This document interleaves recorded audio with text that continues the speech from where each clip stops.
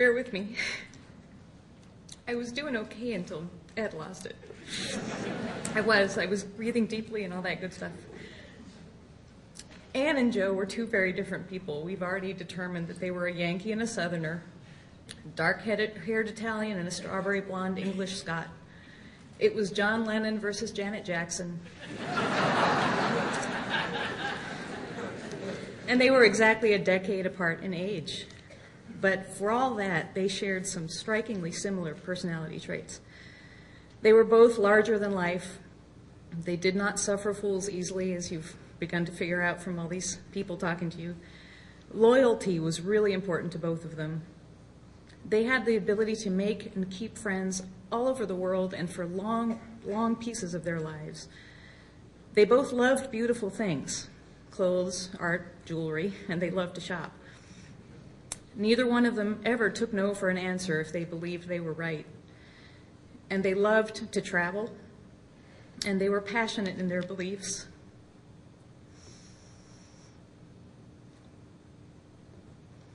They were the best of friends, and they were both my friends.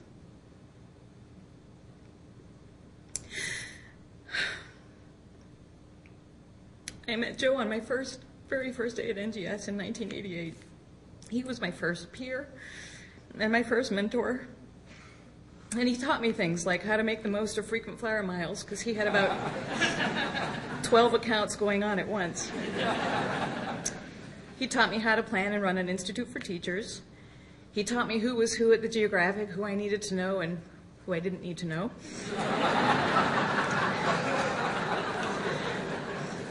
He taught me to remember to always send postcards when I was on the road, and my grandmother in Louisiana now she's kept them all, and she has a wonderful collection of postcards from when I used to travel a lot, and I see why Joe did it. It's a wonderful memory.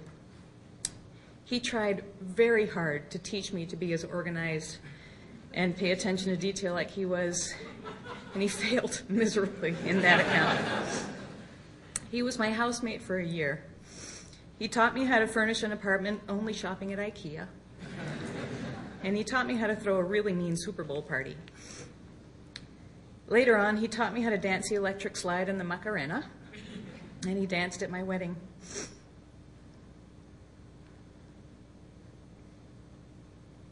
Joe held both of my children when they were babies.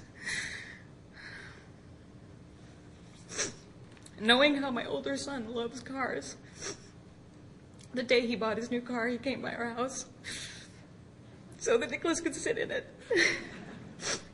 which Nicholas still remembers and loves very much. Better stories. When my youngest son was born, when Benjamin was born, I actually had come to work that day and then gone to the Columbia Hospital for Women. And he was 3 weeks early, and he was a C-section, like my first son had been. And so you're not in a regular room, you're in the surgery part. And we had just gone through this whole thing, and my husband and I were hanging out in a hallway where they put you when they don't know where to put you next. And a nurse came by and pulled my husband aside, and he said, "There's some people here who are absolutely insisting they must see you." So Carl left and walked away, and when he came, I'm lying on the stretcher with a little baby on top of me. He came back, and he's shaking his head and laughing. And I said, "What?" And he goes, "Well, your brother and your nanny are here to see you." I'm an only child. Turns out it was Joe Ferguson and Peggy Clay. Yeah. Now, on my other friend, Annie and I have shared rooms across the U.S. We've shared rooms in Egypt and in Greece.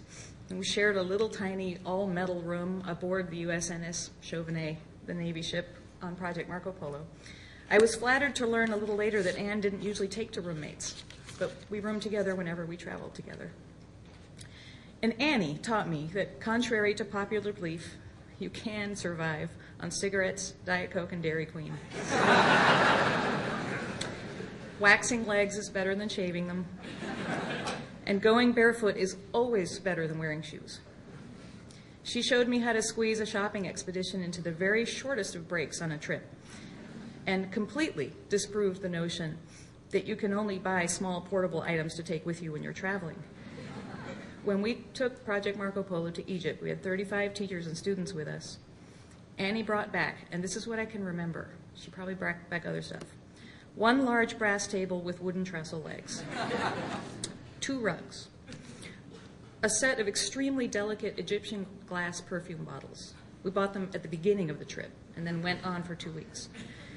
A set of china dinner plates in a vase in Greece, 4 large woven baskets, several framed watercolors with glass, and the camel blanket that she bought right off the camel when we were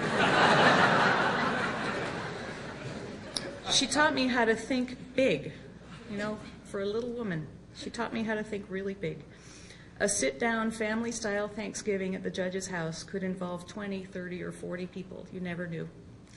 Annie just added tables through the middle of the living room and dining room until everybody had a seat. And they were beautiful Thanksgiving dinners.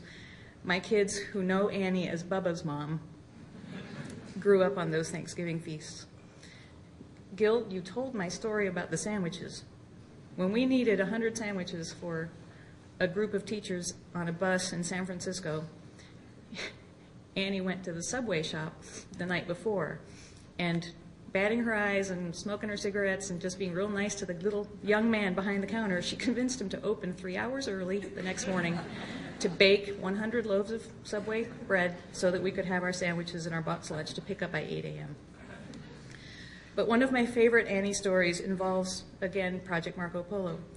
We were stuck on shore at the Bitter Lakes near the Suez Canal because the Egyptian customs agent couldn't fathom what a bus full of American students and teachers was doing waiting for a Navy ship to pick them up for educational purposes. We sat on that bus for, I think, about 4.5 hours, with communications going back and forth between the Egyptian customs agent and the Navy personnel. Finally, Annie couldn't stand it.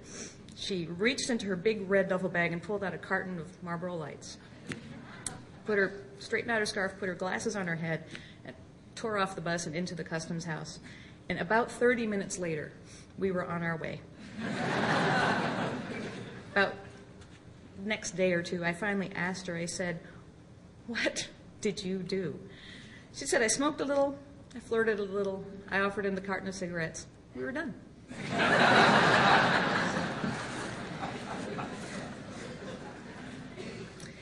So let's not forget that Annie and Joe were best friends.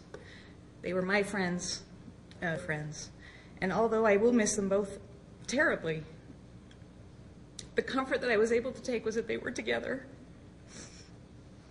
Because it's together that I remember them, and together that they taught me some things. They taught me a lot. All I could remember was persevere, always love your mama, dance when you can, be passionate about what you believe in, you can love a dog like a child, be very proud of your roots, and cherish your friends. And a little irreverence is always okay. A lot is better.